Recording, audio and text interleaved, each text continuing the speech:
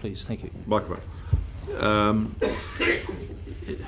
As I understand it, we're talking about the conditions precedent here, and the 40 million cubic metres.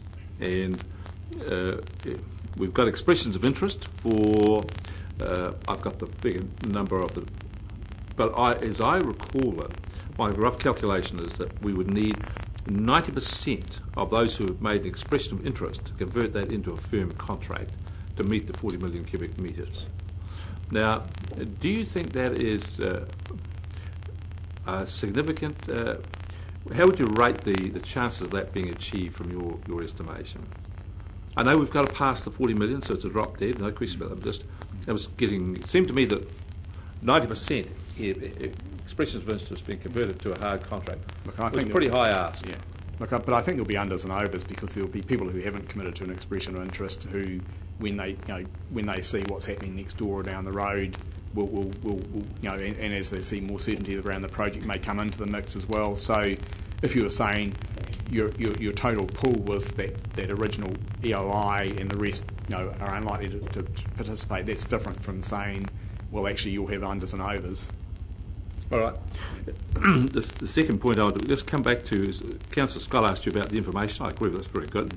But I got the impression from the way it was asked that you've had every piece of information that's necessary, but as I understand it, we are still missing pieces of information. So the difference between being supplied with everything that's possible and information is good. Not all the cogs have stopped yet, have they? Oh, look, sorry, we've got the information as it stands today, but obviously we can't have information that doesn't exist yet, because it would be complicated. So there's more information to come. Yeah. Right, that's the first thing I want to get clear.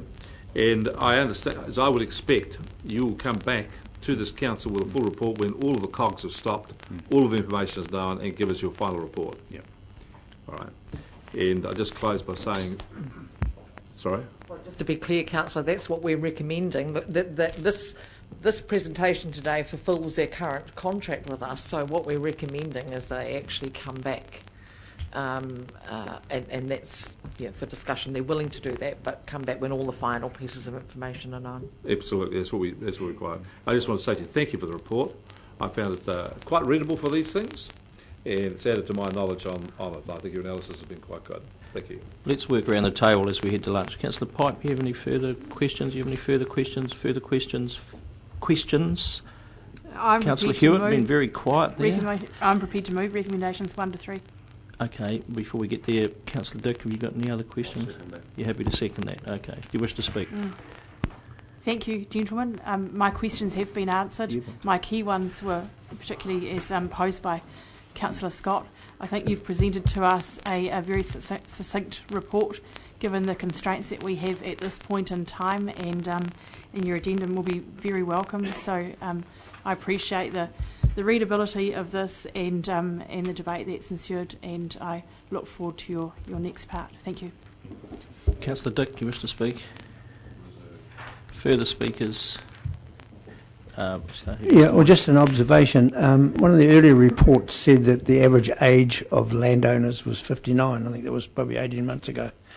So therefore you've got a lot of old farmers who, in the road that I live on, used to be, 50 years ago, used to be 10 farmers. They're down now to 2. So with those older farmers, they probably won't be having expressions of interest. But of course, their farms will be worth a lot more. And I just, you may think that's obvious to you, but some of the other councillors here may not realise that a lot of farmers in Central Hawke's Bay, in that catchment, are thinking of moving into Waipark. Yeah, no, look, and that's been the experience of there's some rules of thumb around what would typically happen. So yeah. Okay, other speakers, Councillor Belford. With microphone, please. Just to read one sentence out of this Castalia report. A total of 48% of respondents reported they have either optimized their farm already, do not have the capacity to manage an irrigated farm, or have a land or land use that will not benefit from irrigation. If I were you and read that in a report, I would want to hear a lot more about, wait a minute, what's going on here? What are you thinking about this? When I voted to commission an independent report, my notion of independent was that one would seek, having identified the most critical sensitivities in the proposition, one would seek some judgments from outside the team whose mission in life is to sell this proposition. That's what independent means to me. It doesn't mean accepting all the paperwork that they transfer over from their office to your office, validating that the spreadsheets calculate up properly, and giving it a tick. So to me, I'm sorry, I mean, this was very helpful in terms of, for the first time, we saw a fair amount of information that we've never seen before, which is a contribution to the cause, I suppose. But I can't really say that I accept this as an independent report. Sorry. Other speakers? You reserved your right, Councillor Dick. Were you? I'm happy with the report as part of the journey that we're on. Thank you. You wish to sum up, Councillor Hewitt?